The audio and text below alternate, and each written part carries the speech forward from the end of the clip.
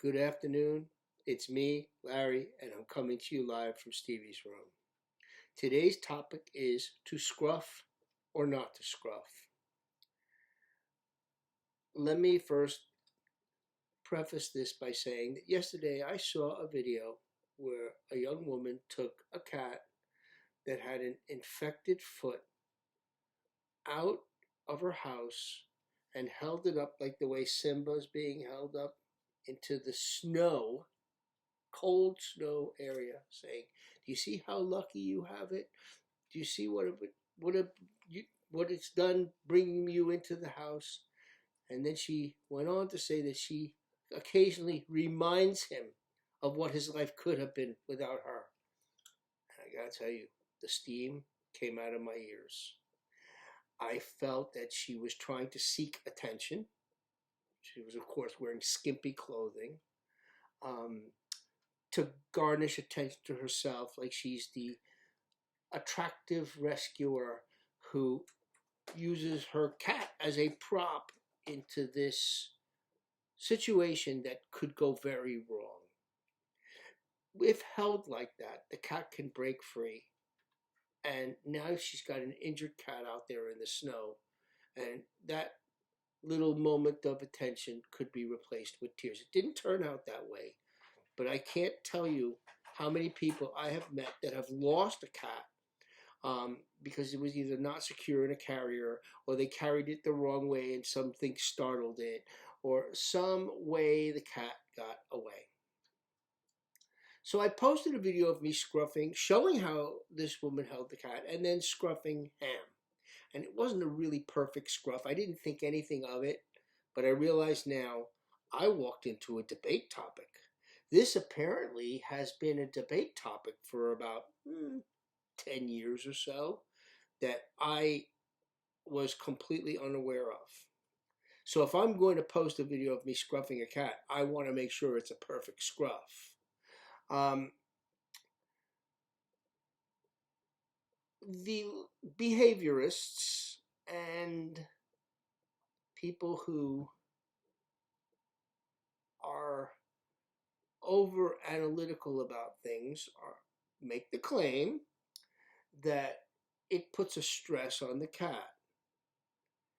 Well, you think the guy with the BB gun chasing it up the block doesn't put stress on the cat? You think any animal on the planet, you think tax season doesn't put stress on people? You think that a car accident doesn't put stress? You think that a cat having a sprinkler go off? Life is filled with stress. The secondary part of this is, but you can hurt the cat. Well, yes, if done improperly, you can hurt the cat. If you never grab a cat by the scruff, the way a mother carries its kitten. They do that to carry their kittens, but after a certain weight, you really are putting undue strain on it. It's not going to kill it if you do that for a few seconds. Because I'm going to tell you something. When you're doing rescue and you're out there picking up a feral cat, that cat has already been so stressed out by so many things that if you even get a pinky on that cat and can get it into a carrier or into a trap without getting bitten or scratched, consider yourself lucky. Because that is what you're facing.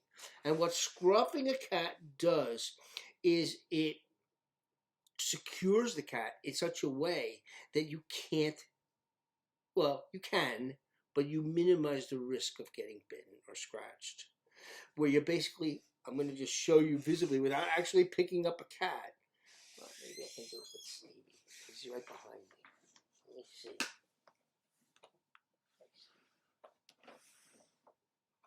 It's not really. You want to be able to grab him behind the ears, like this. Look at how good he is. But you want to get the full body weight underneath the other hand. And you now are holding him. My left hand is holding him, but my right hand is loosely holding his head so that he can't turn it and he can't do it. And it's just a short period. It's just enough time to, let's say, get him in a carrier. And boy, he's gotten heavy. I didn't know how heavy he was. I would have gotten a better. But that's the basic thing. He can't, as opposed to holding him like this, that if he gets startled, he can twist and turn and wiggle and break free. Now he's so good that he doesn't. He'll let you pick him up anyway. He's all happy now. Look at this. You know what I mean? You know, obviously, none of this stressed him. Look, now they all want to get scruffed. Look at this. None of this, and I wouldn't call that a perfect scruff because I had a cat, basically pick him up over that thing. But the basic bottom line is that the weight of the animal is being held with one hand. And the hand that's grabbing them by the scruff is merely so they can't turn their head. And held like this, anything that startles it, it's going to just, the whole body has full access to just go wham! Now, the logic behind the behavior is that if you create a stress-free environment by, wrapping it in a towel, good luck doing that with a feral. Good luck doing that with that. And maybe if it's 4 veterinarians inside of a clinic and they're taking a tame cat like Stevie, sure. I mean, Stevie's going to let you do anything to him. I mean, you see what he's like. Kuka's a little harder, but she would allow it. Tootie's much heavier than Stevie. And, so holding him with the one hand is hard, but there's no way that I would walk outside with Tootie without scruffing him. Because if he breaks free, he's gone.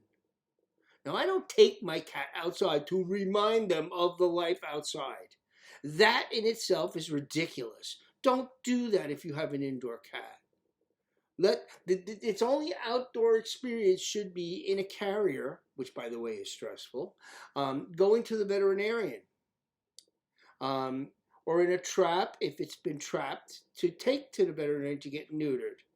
And sometimes if you have a semi-feral cat that's too difficult to get in the house, you may actually physically have to trap the cat in your house.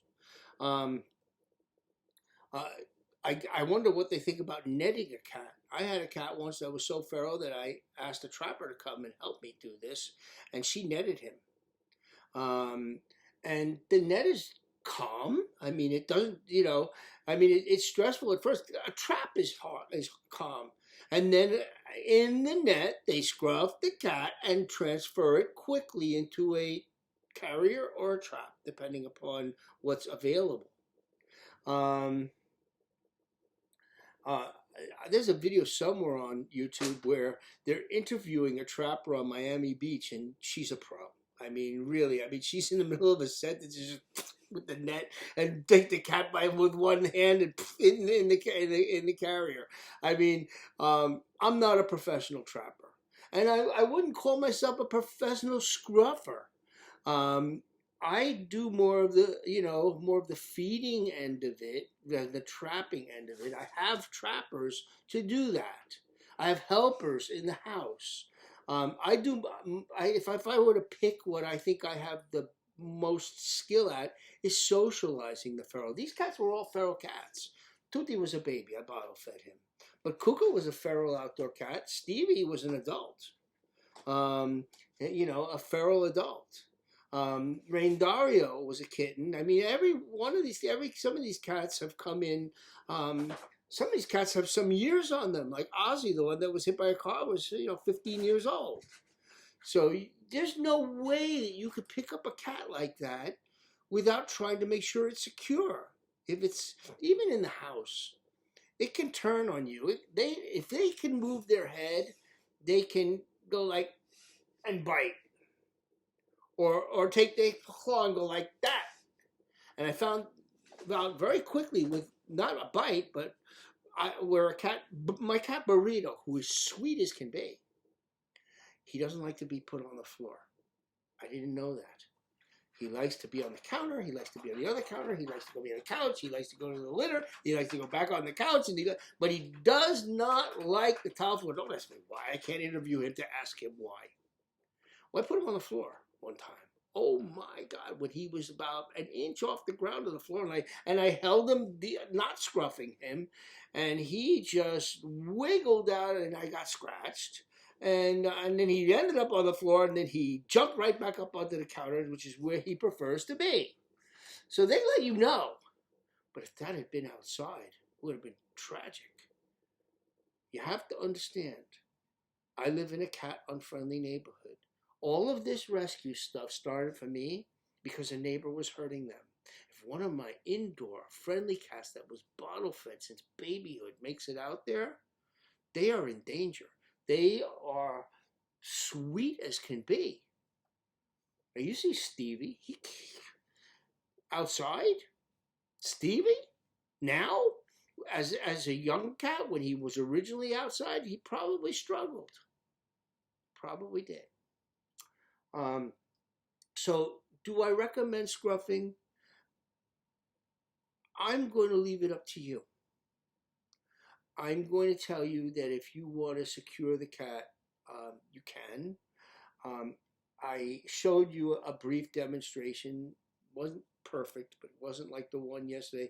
I mean, yesterday's video was so impromptu that I guess, you know, it wasn't, and it was less. This was where I actually described what I was doing and why, and I think that was needed. So, and as you see, he's completely fine. He's not stressed. He's not upset. And if I had to put him in a carrier like that, I would. That is how I put Tutti in a carrier. Tutti's so big he can't even fit in a regular carrier. Look at him. He's playing now. Look at this. Look at this. Just he's playing with Kuka. Okay. No, he stopped. I would have zoomed it in just as an off-topic end to this because it's absolutely adorable. But he stopped. Like he's on the edge of the bed. They're playing. That's what they do. You can actually see him now in the mirror. He's playing with the kook. That's what they do. They have a life in here. So, and I would say almost every single cat in this house has been scruffed at least once. Do they look stressed to you? I think not, my dear. Anyway, I hope you have a good day. Thanks for listening. Be well.